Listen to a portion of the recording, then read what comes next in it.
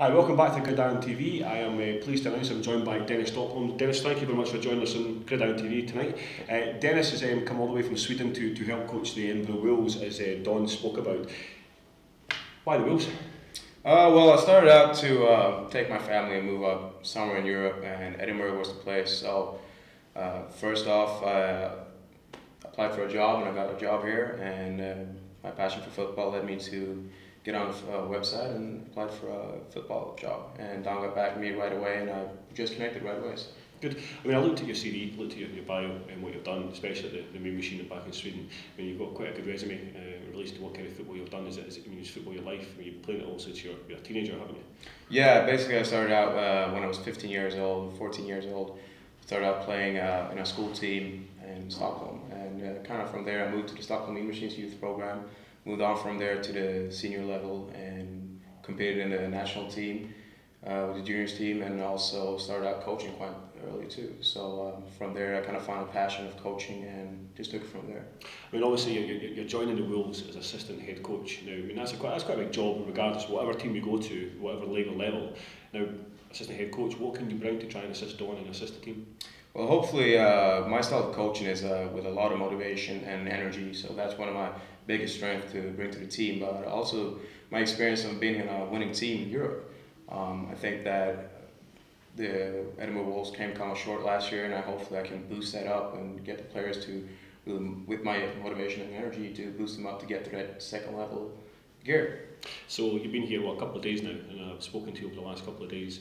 What do you make of Edinburgh compared to Stockholm? Oh, well, I love it. I love the small little cozy town with all the museums and stuff. I really enjoy the 2 days I've been here so far, and it's a beautiful city, yeah. Dennis, obviously, outside of football, you've got a family life, you've got a missus, a wee kid as well, and obviously you're bringing them to Edinburgh with you as well. I mean, that's quite a big move for your family. But outside of football, what else interests you? What is it you do? Well, I work as a tattoo artist here in Edinburgh. We'll be working with that, and I enjoy a lot of art stuff mainly. Everything that can get creative in life, that's where you'll find me, and everything is from cooking food to basically drawing stuff. That's a big part of my life. I mean, what drew me to your CV most of all, and certainly it's something that I don't think the Wolves have had before, and it's certainly very, very exciting, not just for Wolves, but for British football as a whole. You've actually coached NCAA Division 1 quarterbacks. Do you want to elaborate a bit more about that? Yeah, actually it started out when I was playing for the Stockholm Mean Machines in 2006.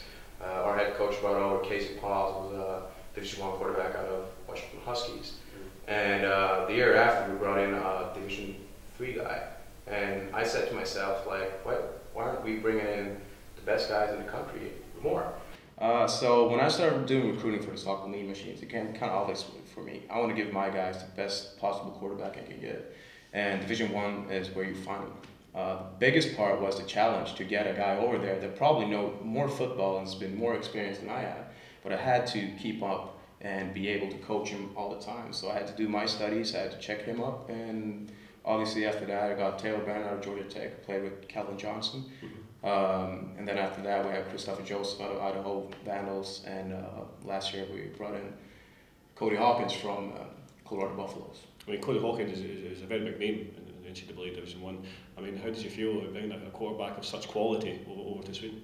Well, obviously, when I got to know Cody, it felt kind of perfect right away. He's a humble guy, and he made such a huge impact on me as a player and a person. And for me, it was a huge step for football overseas, obviously in Europe. So yeah, it was amazing to get him over here, and just the stats he put up, and just the passion of the game that he has. It's something that I think that we're a lot of people missing in Europe, and to get him over there was a start for me and for a lot of players around him to start looking after. I mean, obviously, you look at the quarterbacks in the British League. I mean, they're not of NCAA Division 1 standard. They are good quarterbacks, don't get me wrong. They have a good quality. Now, obviously, you're going to be bringing that kind of experience into the Edinburgh Wolves, into the British team. How can you change these guys to take them that step forward? I think that a lot of things is to understand how much time quarterbacks actually put in to become where they are. To put in the time just not only in basic fundamentals, because the quarterbacks work with everything on the body, with their eyes, with their hips, everything. And one thing to understand is they don't just need to be a physical guy, they have to be a mind of the game. They have to be a second coach on the field. So that's one of the things that quarterbacks need to start understanding, that they need to be at every field meeting. They need to start studying football a lot more and get that until they can understand everything on the field. And that kind of comes out when you're a coach. Obviously, the offensive coordinator is usually really close to the quarterback, and when you're on the same page all the time, the playbook will set itself. And when you have a quarterback with a high quality, that's a lot easier. But when you get into bridge football, you have to kind of force that in and teach them.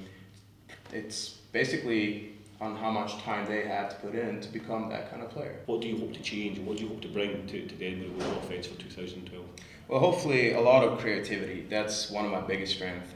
We're not talking about certain ways of doing trick plays or stuff like that, but more of tweaking, doing your weakness into better stuff. Maybe if you're a small guy, you play with speed. If you're a big guy, you play with sprint. So basically doing tweaks and doing creative stuff to win out against the opponent. Everything's about matchup in the game and numbers. So just to tweak that and do a lot of creative stuff with high energy, that's basically what I'm hoping to bring in the first few steps that I'll take. Just lastly, Dennis, before you go, you've also looked at footage of the Wolves quarterbacks, Scott and Jamie, and your big role when you were over in Sweden was recruiting of QBs. How are you going to try and bring your experience over to recruit QBs into the Edinburgh Wolves team? Well, hopefully my experience with quarterbacks and my background with quarterbacks will kind of solve itself. Hopefully they're understanding for the game and understand that they want to be the best quarterback in Britain. One of my reasons why I got here also was because of recruiting, and with my experience, and hopefully those guys will take the challenge and come over to Edinburgh Wolves and get coached by me and see what I'm all about. Good. So don't go anywhere. Gridiron TV. We'll be right back.